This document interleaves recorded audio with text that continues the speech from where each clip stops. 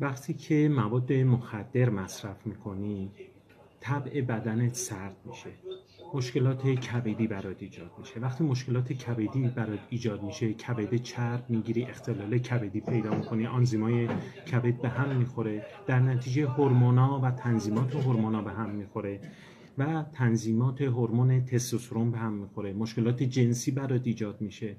وقتی مشکلات جنسی ایجاد میشه، پوکی استخوان میگیری، رسوب در رگ‌های بدنت ایجاد میشه، خونرسانی به اندام‌های بدنت کم میشه.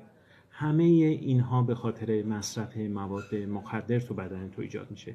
وقتی میخوای ترک اعتیاد کنی، همه اینا باید برطرف بشه. فقط کنار گذاشتن مواد که کافی نیستش، باید پاکسازی کبد، کلیه و هورمونای بدن انجام بشه تا دیگه وسوسه‌ای مصرف نداشته باشی. فقط با کنار گذاشتن مواد که ترک